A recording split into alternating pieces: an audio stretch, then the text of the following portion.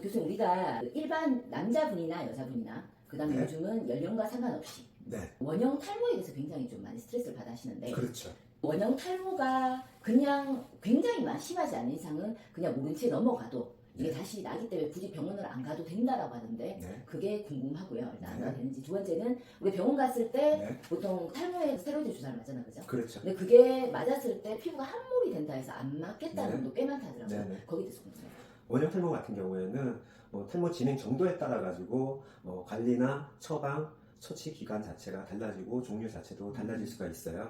그래서 일반적으로 원형 탈모 단발형 하나만 생기는 그런 단발형 같은 경우에는 보통 6개월에서 18개월 정도 사이에 자연 회복되는 경우들도 있어요. 근데 문제는 이게 악화돼 가지고 다발성으로 번지는 경우도 있기 때문에 너무 자연 치유가 가능하다라고 해가지고 안심하고 그냥 지내는 것보다는 전문가의 상담을 받아서 그에 합당한 어떤 그 케어 방법 혹은 치료 방법을 찾는 것이 도움이 될 거고요.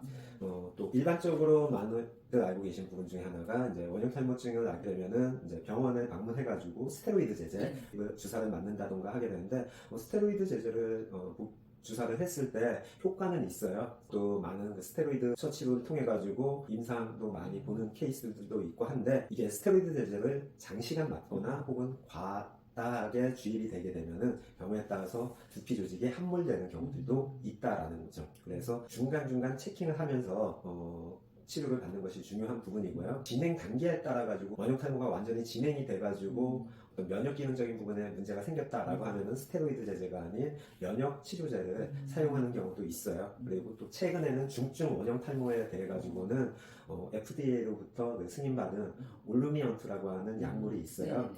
이용해가지고 어떤 그 회복하는 경우도 있는데, 이 약물 자체도 이제 부작용이라고 하는 게 존재하고, 특히 원형 탈모증은 면역 시스템과 관련되어 있는 부분이기 때문에 이거를 그냥 무시하고 진행을 하다 보면은 인체 모발에 대한 면역 체제만 문제가 되는 것이 아니고 인체 전반의 어떤 면역 시스템에 문제가 생기기 때문에 다른 또 커다란 문제들이 나타날 수 있어서 원형 탈모증이 있을 때는 꼭 전문가의 상담을 받거나 아니면 병의원에 방문해서 적절한 처치 방법을 찾는 것이 중요합니다.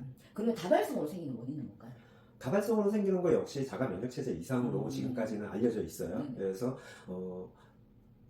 인체 내 면역체제 자체가 모낭 조직을 외부 어떤 항원으로 인식을 해서 공격함으로 인해 가지고 여기저기에서 모발이 빠지고 모발의 성장 그 세포 분열 자체가 중단되는 그러한 것이 원인으로 지금까지는 알려져 있습니다.